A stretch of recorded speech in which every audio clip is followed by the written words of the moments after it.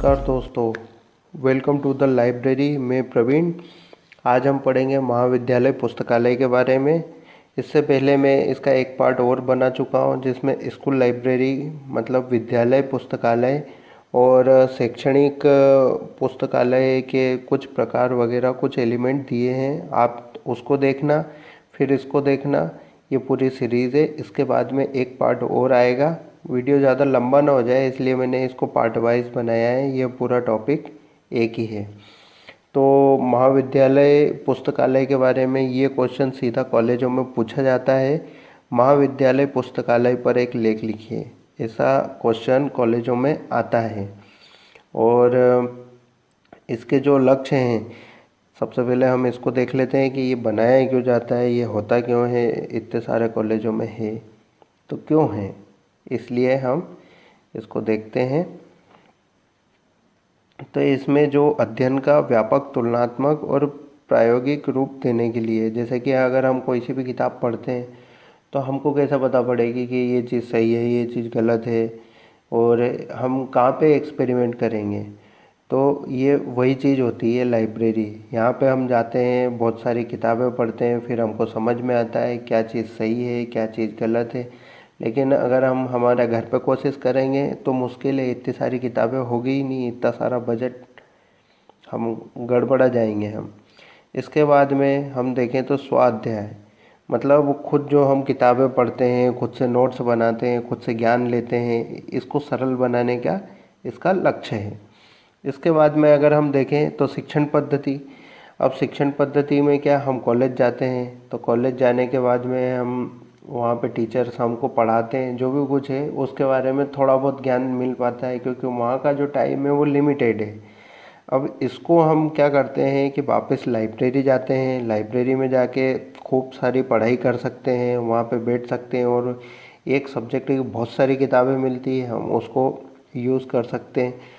और ये जो महाविद्यालय पुस्तकालय है, तो जैसे महाविद्यालय है, इसको उच्च शिक्षा का द्वार बोला जाता है। याद रखना, ये नेट की एग्ज़ाम में आया हुआ क्वेश्चन है कि उच्च शिक्षा का द्वार किसे कहते हैं। तो ये उससे रिलेटेड क्वेश्चन है और यही छोटे छोटे क्वेश्चन इनसे बनते हैं। जैसे कि ये लक्ष्य है तो अब वो दे सकते हैं कि महाविद्यालय का लक्ष्य कौन सा नहीं है, तो ये 3 लक्ष्य दे देंगे और एक जो नहीं होगा वो दे देंगे। ये नेट की एग्ज़ाम के हिसाब से हो गया।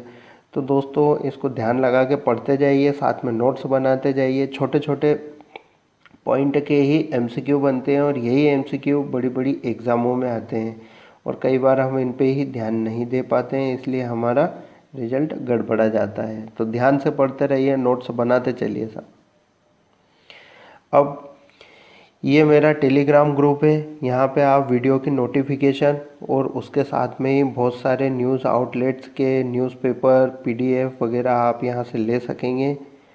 और अगर आप टेलीग्राम का यूज़ करते हैं तो प्लीज़ इसे ज़रूर से ज़रूर ज्वाइन कीजिएगा। ये मेरा ईमेल एड्रेस, यहाँ पे आप मुझसे किसी भी प्रकार संपर्क करना चाहते हैं तो यहाँ पर आप मेल कर सकते हैं। अब हम इसके आगे देखते हैं। तो साहब हमने ये बनाया, जो कॉलेज लाइब्रेरी बनाई, उसके लक्ष्य तो पता पड़ गए। और वो लक्ष्य के बाद में हमारे कुछ उद्देश्य भी होते हैं कि हमने, ये तो हमारा लक्ष्य है कि हमें प्राप्त करना ही करना है, लेकिन इसके जो उद्देश्य हैं कि हमको और क्या क्या करना है, ये वो वाली जानकारी देते हैं। तो ये सारे उद्देश्य हैं, इनको हम डिस्कस कर लेते हैं। जैसे गहनता से जानकारी उपलब्ध कराना। गहनता मतलब गहराई से। जैसे कि अगर हम देखें नॉर्मली तौर पे कि हमको किसी देश के बारे में जानना है, तो देश के बारे में एक ऊपर मतलब ओवरव्यू, ऊपर ऊपर की जानकारी भी होती है, लेकिन गहनता से, तो अगर गहनता से देखेंगे तो हम उसका पूरा ढांचा देख सकते हैं, उसका न्यायिक ढांचा, कार्यपालिका और जो भी उसके सिस्टम है वो सारे देख सकते हैं। तो ये सारी जानकारी एक जगह पे कहाँ पे मिल सकती है, तो ये मिलेगी हमें किसी ना किसी लाइब्रेरी में। नेट पे मिलेगी, लेकिन नेट पे कहीं थोड़ा इधर से ढूंढना पड़ेगा, उधर से ढूंढना पड़ेगा। लेकिन एक लाइब्रेरी ऐसी जगह है जहाँ पे अगर आप जाएंगे तो बेशक आपको 10 किताबें पढ़नी पड़ेगी, लेकिन एक ही जगह पे वो 10 की 10 किताबें भी मिलेगी और पूरा ज्ञान भी मिलेगा। और अब ये आया है विशेष शाखा का विस्तृत ज्ञान। तो इसमें अगर हम देखें तो जैसे कि बहुत सारे बायोलॉजिकल सब्जेक्ट होते हैं, जैसे कि ह्यूमन बॉडी हो गया और कोई सा ऑर्गन विशेष हो गया, या इंजीनियरिंग में हो गया, टेक्नोलॉजी से रिलेटेड हो गया। तो ये जो शाखा है, जैसे फिजिक्स है, तो एक फिजिक्स डिपार्टमेंट के लिए पूरा का पूरा किताबों का ज्ञान का भंडार यहाँ पर मिल सकता है और मिलता ही मिलता है। तो ये इसके उद्देश्य हैं। प्रबंधक तथा यहाँ का, सॉरी ये थोड़ा गलत लिखा गया है, प्रबंधक और प्रशासक तैयार करना। तो मतलब यहाँ पे जो बच्चे जाते हैं ये है ना, कुशल प्रबंधक बन जाते हैं। जैसे कि वहाँ पे गए तो आपको पता है कि आपको कौन सी किताब पढ़नी है, तो ये हो गया मैनेजमेंट। उसके नोट्स कैसे बनाने हैं, ये सारी जो क्वालिटी है ये मतलब वहाँ के लोगों में विकसित करना, जो भी वहाँ का उपयोग कर रहा है उसका विकसित करना, ये उसके उद्देश्य होते हैं। और फिर दूसरा होता है व्यवसाय में प्रवेश हेतु तैयार करना। अब जो स्टूडेंट है कॉलेज में पढ़ रहा है, उसके बाद में वो क्या करेगा, एम्प्लॉयमेंट करने के लिए उसको क्या करना पड़ेगा, व्यवसाय के लिए तैयार रहना पड़ेगा। अब वो तैयार कैसे होगा, तो वो तैयार करने के लिए आप वहाँ पे जाएगा, किताबें पढ़ेगा, किताबों से ज्ञान आएगा, उसको भविष्य में क्या करना चाहिए उसकी रूपरेखा बनाएगा, थोड़ा इतिहास पढ़ेगा, थोड़ी जानकारी लेगा, क्योंकि वहाँ पे करंट में जो चल रहा है वो चीज़ें भी तो होती है। तो ये भी एक उनका उद्देश्य है। इसके बाद में नेतृत्व क्षमता एवं बुद्धि का विकास, ये वही बात है कि वहाँ जाएगा तो अच्छे से ज्ञान अर्जित करेगा, इतिहास की किताबें पढ़ेगा और देखेगा कि पहले भूतकाल में लोगों ने क्या क्या करा, क्या क्या गलतियाँ करी और क्या क्या सीख मिलती है, ये सारी चीज़ें देख के वो नेतृत्व क्षमता एवं बुद्धि का विकास कर सकेगा वहाँ जाएगा तो। उसके बाद में संबंधित विषय का व्यापक तुलनात्मक रूप।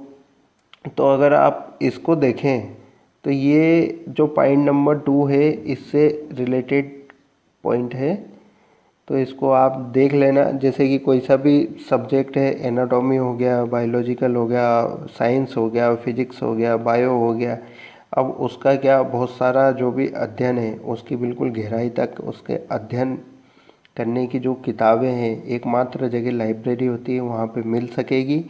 और इसका तुलनात्मक रूप से तो एक ही सब्जेक्ट पे 10 तरह के राइटर हैं या 10 और भी ज़्यादा राइटर हैं। जैसे कि अगर आपको रोमांटिक किताबें हैं तो उसमें शेक्सपियर चलते हैं साहब।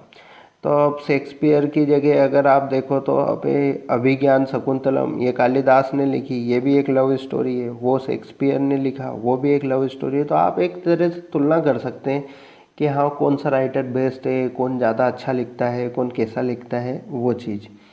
फिर इसमें है अध्ययन में सहयोग। अध्ययन में सहयोग का सिस्टम ये है कि जैसे हम कॉलेज जाते हैं, कॉलेज में गए, टीचर्स ने पढ़ाया, तो एक टीचर्स के पास में और भी बहुत सारे काम होते हैं, वो सारी की सारी चीज़ें आपको नहीं बता पाते टाइम के कारण, कुछ और समस्याएं हैं उनके कारण।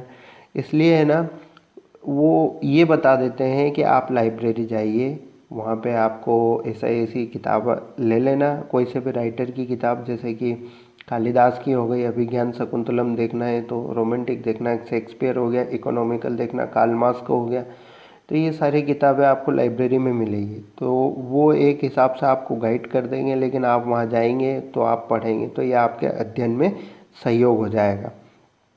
और इसके अंदर एक ये लास्ट पॉइंट है, ये है विशेष स्मृति विकसित करना। तो विशेष स्मृति का मतलब ये है कि आप वहाँ पे जाते हैं और वहाँ पे किताबें पढ़ते हैं, तो इससे है ना आपकी एक मेमोरी बनती है अंदर ही अंदर।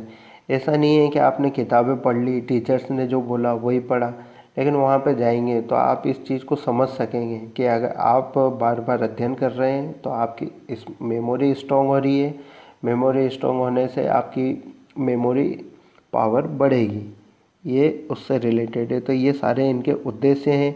अब ये उद्देश्य है, लेकिन ये महाविद्यालय जो कॉलेज लाइब्रेरी होती है ये होती कितने प्रकार की है, तो इसको देख लेते हैं। जैसे कि स्नातक पूर्व महाविद्यालय या पुस्तकालय। तो स्नातक पूर्व मतलब बिफोर ग्रेजुएशन, जो हमारा ग्रेजुएशन जब तक हमारा कंप्लीट नहीं होता, जैसे कि हमने 12th किया तो 12th के बाद में ड्रॉप दिया, ड्रॉप के बाद में first year, second year, third year, उसके बाद में हमारा ग्रेजुएशन होता है। तो उससे पहले की जो लाइब्रेरी होती है वो अलग होती है, वो सब्जेक्ट रिलेटेड लाइब्रेरी अलग होती है। फिर उसके बाद में स्नातकोत्तर महाविद्यालय, इस लाइब्रेरी के अंदर आपका आता है पोस्ट ग्रेजुएशन। तो जो आप ग्रेजुएट हो जाते हैं उसके बाद में आप उस सब्जेक्ट की और भीतरी चीज़ों को जानने लगते हैं। तो जो बड़े बड़े ग्रंथ हैं और जो विशेष सब्जेक्ट रिलेटेड हैं वो इनके अंतर्गत आते हैं, जिससे आप सब्जेक्ट को और अच्छे से जान पाए और गहराई से अध्ययन कर सकें। फिर आता है तकनीकी महाविद्यालय। तो तकनीकी महाविद्यालय के अंदर आते हैं ये कृषि और इंजीनियरिंग और मशीनरी, इसको इंजीनियरिंग को यांत्रिकी बोलते हैं हिंदी में, और मशीनरी, और इसके बाद में बहुत सारे औषधि इधर उधर के जो भी सिस्टम हैं वो सब तकनीकी में आते हैं। इसमें टेक्नोलॉजी आती है। तो ये हो गया।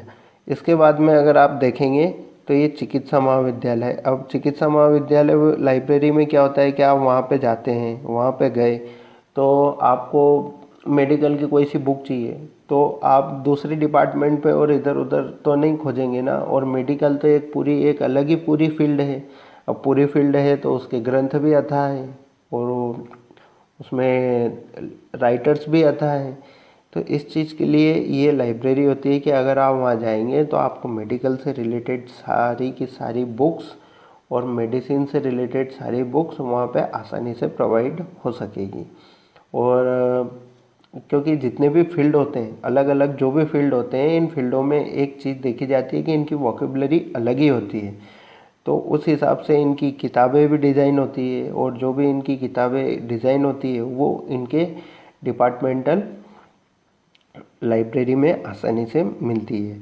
अब देखें तो प्रशिक्षण महाविद्यालय। अब प्रशिक्षण महाविद्यालय मतलब ट्रेनिंग लाइब्रेरी। ट्रेनिंग लाइब्रेरी हर ऑफिस में होती है और हर एक विभाग में होती है और हर एक सेक्शन में होती है और हर एक संस्था में होती है।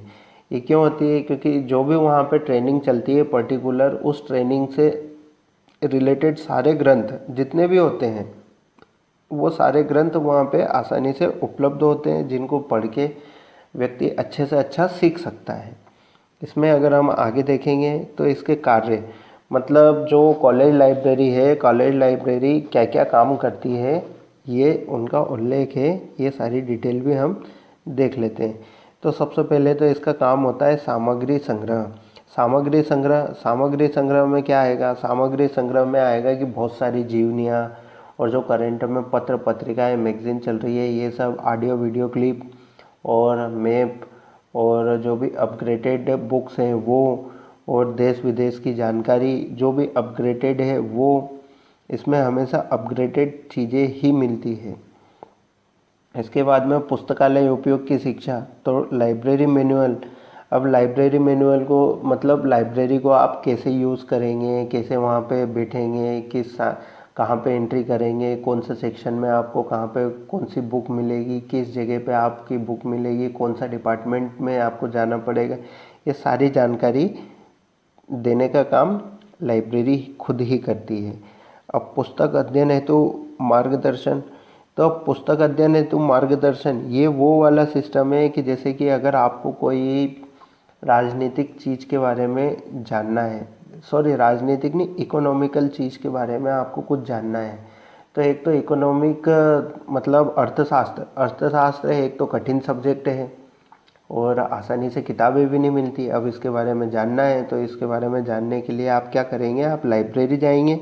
लाइब्रेरी जाने के बाद में आप लाइब्रेरियन से डिस्कस करेंगे कि साहब हमको इकोनॉमिक के बारे में कुछ ना कुछ जानना है, तो वो आपको सजेस्ट करेंगे। अगर आपको एंशिएंट मतलब पुराने काल की, एंशिएंट काल की अगर आपको इकोनॉमी के बारे में जानना है तो वो आपको बताएंगे कौटिल्य पढ़ो, उनकी किताब थी अर्थशास्त्र, पूरा विषय वहीं से चला है। आपको नए ज़माने की अगर इकोनॉमी जानना है, कार्ल मार्क्स पढ़ लो।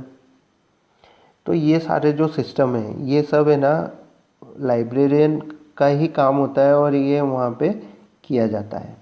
इसके बाद में देखें तो अध्यापकों के शिक्षण कार्य में सहयोग। अब टीचर्स पढ़ा रहे हैं तो वो पूरा पढ़ा नहीं पाते हैं, स्टूडेंट वहाँ आएंगे तो वहाँ पे उनको स्टूडेंट्स को बताना पड़ेगा कि आप फलानी किताब पढ़िए ये वाले टॉपिक के लिए, तो ये हो गया अध्यापकों के शिक्षण कार्य में सहयोग। इसके बाद में सहकारिता में सहयोग। सहकारिता का क्या मतलब है? सहकारिता का मतलब है सरकार के द्वारा पास किए गए जितने भी बिल और जो भी सूचनाएं हैं, इनका सबका प्रसारण अपने लोकल माउथ पब्लिसिटी द्वारा, मतलब आपस में लोक व्यवहार द्वारा जानकारी देना, ये होता है सहकारिता में सहयोग। इसके बाद में इसका और काम है ग्रंथ सूची निर्माण व आदान प्रदान। तो ग्रंथ सूची तो बनानी पड़ेगी, टोटल मिला के लिस्ट ऑफ लाइब्रेरी। इसको है ना लाइब्रेरी की आंखें बोला जाता है।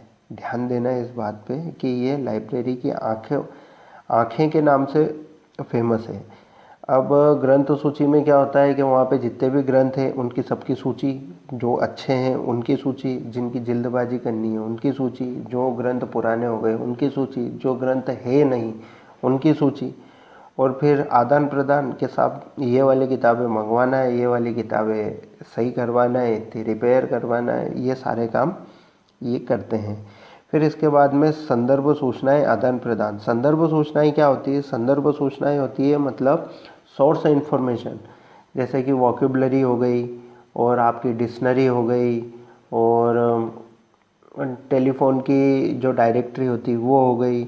और अगर आपको देखना है तो किसी भी कंट्री का मैनुअल हो गया, वहाँ का प्रशासनिक ढांचा कैसे काम करता है वो हो गया। आपके जो भी न्यायिक काम होते हैं वो किसके तहत काम करते हैं, जैसे आईपीसी के तहत काम करते हैं तो आईपीसी एक सोर्स हो गया, तो उसका भी पूरा स्टोरेज अपने पास में रखना ताकि 10 स्टूडेंट आ जाएं तो वो आके पढ़ सकें। ऐसा संदर्भ सूचनाएं आदान प्रदान करना। सारांश निर्माण में अब जैसे कि अगर आप देखें तो महाभारत हो गई, रामायण हो गई और बहुत बड़े बड़े नॉवेल्स हो गए, उपन्यास हो गए। इनका क्या है कि ये इतने ज़्यादा बड़े हैं कि अगर इंसान एक दिन में पढ़ना चाहे तो नहीं पढ़ सकता। तो ये क्या करते हैं कि ये अपनी कुछ टीमें लगा के उस चीज़ को सरल लैंग्वेज में एक छोटा सा सारगर्भित मतलब सारांश निकालते हैं, जिसको समरी बोलते हैं। तो वो समरी क्या है, इंसान कम वक्त में पढ़ लेता है और उस ग्रंथ के बारे में जान पाता है कि इस ग्रंथ में इतना सब कुछ है, और फिर उसके पास में जब जैसा जो टाइम आता है वो उसके हिसाब से पढ़ता रहता है। कई बार उसको अपने काम की चीज़ समरी में मिल जाती है, तो वो इतना बड़ा ग्रंथ पढ़ने से टाइम भी बचा लेता है, बोले कि चलो ठीक है समरी से काम हो गया। तो ये सारांश निर्माण का काम भी करते हैं। फिर इसके बाद में होती है प्रतिलिपि सेवा प्रदान करना। तो प्रतिलिपि सेवा प्रदान करने से मतलब ये है कि कोई सा भी ग्रंथ है हमारे पास में और वो ग्रंथ को सामने वाला देखना चाह रहा, घर पे ले जाना चाह रहा, लेकिन वो ले जा नहीं पाएगा क्योंकि ग्रंथ है, अब वो धरोहर है लाइब्रेरी की, तो लाइब्रेरी में ही पढ़ सकता है। तो इसके लिए क्या होता है कि लाइब्रेरी उसकी एक कॉपी तैयार करती है और वो कॉपी उसको दे दी जाती है पढ़ने के लिए, तो वो उस कॉपी को घर पे ले जाके पढ़ सकता है। जब उसका काम हो जाएगा तो वो वापस लाके वहाँ पे जमा करवा देगा। ये पूरा सिस्टम होता है प्रतिलिपि सेवा प्रदान करना। अब इसके आगे अगर हम देखते हैं तो ये जो संग्रह करते हैं ये कौन सा मटेरियल संग्रह करते हैं, तो मटेरियल में होती है उच्च कोटि की किताबें यहाँ पे वही होती है जो सब दूर से मतलब सर्टिफाइड मान्यता प्राप्त होती है, वही किताबें यहाँ पे होती है। और जो किताबें कहीं नहीं मिलती वो आपको सारी लाइब्रेरी में ही मिलेगी, और ये बहुत ही उच्च कोटि की किताबें होती है और इनका जो भी नॉलेज होता है वो सर्टिफाइड होता है। इसमें संदर्भ ग्रंथ भी मिलते हैं जैसे कि विश्वकोश, शब्दकोश, वार्षिक गजट मतलब पूरे साल भर का करंट अफेयर, ये नॉर्मल भाषा में पूरे साल भर का करंट अफेयर, और हिंदी में वार्षिक गजट जो पूरे साल भर का लेखा जोखा है उसके अंदर आता है। अब पुस्तक सलाहकार नीति, ये क्या होती है संग्रह में, इसका क्या काम है, तो पुस्तक सलाहकार नीति में कुछ लोग शामिल होते हैं। ये लोग मिलके कुछ नीतियाँ बनाते हैं, इन्हीं नीतियों को पुस्तक सलाहकार नीति बोला जाता है। ये वहाँ पे बैठ के जैसे कि ग्रंथ सूची हुई तो ग्रंथ सूची में बैठ के डिस्कस करते हैं कि इसका हम क्या कर सकते हैं, इसको कैसे अपडेट कर सकते हैं, इसमें कौन सी किताबें जोड़नी चाहिए, किताबें वही हों जो अभी मार्केट में चल रही हों और अपग्रेडेड किताबें हों, जिससे क्या है कि आप आराम से वो किताबें ले सकते हैं जो मार्केट में मिल सकती है, तो इनका भी बड़ा योगदान होता है। अब इसके बाद में इसमें जो कर्मचारी होते हैं वो क्या काम करते हैं, तो कर्मचारी जो भी काम करते हैं उनकी जो भी संख्या होती है वो यूजीसी के मापदंड के अनुसार निर्धारित होती है, और इनका जो वेतनमान होता है वो अन्य शिक्षकों के समान होता है। जो भी कॉलेज में काम करते हैं, जितने भी टीचर जो कॉलेज में काम करते हैं, उन टीचरों के समान ही इनकी पद प्रतिष्ठा और वेतनमान होता है, और संख्या तो यूजीसी के हिसाब से होती ही है। चलो, अब इसमें अगर हम देखें तो इनका प्रस्तुतिकरण मतलब प्रेजेंटेशन। अब प्रेजेंटेशन किस चीज़ का प्रेजेंटेशन, तो प्रेजेंटेशन होता है बुक्स का प्रेजेंटेशन, कि ये हमको बुक कैसे मतलब कैसे बुक प्रेजेंट करते हैं, इस बात का प्रेजेंटेशन होता है। तो साहब इसमें क्या होता है कि अंतर्राष्ट्रीय पद्धति के अनुसार यहाँ पे प्रेजेंटेशन होता है। कॉलेज लाइब्रेरी में जो भी मान्यता प्राप्त पद्धति होती है उसी के अनुरूप पुस्तकों को जमाया जाता है, जिससे आसानी से पुस्तकें उपलब्ध हो और समय की बचत हो सके। तो ये हो गया प्रेजेंटेशन। अब इनका जो बजट है, ये बजट किस हिसाब से होता है, तो इसको हम देख लेते हैं कि जो भी इनका बजट है, जो भी कॉलेज का बजट होता है, राधाकृष्णन आयोग, ये 1948 या 1949 मतलब 1948 या 49 के समथिंग इनने अपना प्रतिवेदन दिया था। तो उस प्रतिवेदन में इन्होंने पुस्तकालय का जो बजट रखा था वो बजट रखा था कॉलेज के बजट का 6%। फिर इसके बाद में कोठारी आयोग बना। कोठारी आयोग का मेरे को सन याद नहीं है, बाकी इन्होंने सुझाव दिया था कि ये कॉलेज बजट का 10% होना चाहिए। फिर अभी एक कर्नाटक में एक विद्यालय पुनरीक्षित समिति थी, जिसके जो अध्यक्ष थे वो केएन राज थे। इन्होंने वहाँ पर 20% बजट का प्रावधान पेश किया था। इसके बाद में जो अतिरिक्त बजट होता है, अब बजट क्या है कि हर रोज़ महंगाई दर बढ़ रही है तो बजट में भी वृद्धि करनी होगी। तो बजट में वृद्धि किस हिसाब से होती है, उसमें ये लिखा है कि अतिरिक्त बजट। तो पहली बात तो ये जो लाइब्रेरी का बजट होता है वो तो मेनली तो ये होता ही होता है, लेकिन इसके बाद में भी फर्नीचर, स्टेशनरी और जो भी किताबें होती हैं उनका सबका बजट अलग से होता है। मतलब किताबों का नहीं तो फर्नीचर और स्टेशनरी वगैरह का तो होता ही है एक अलग अतिरिक्त बजट।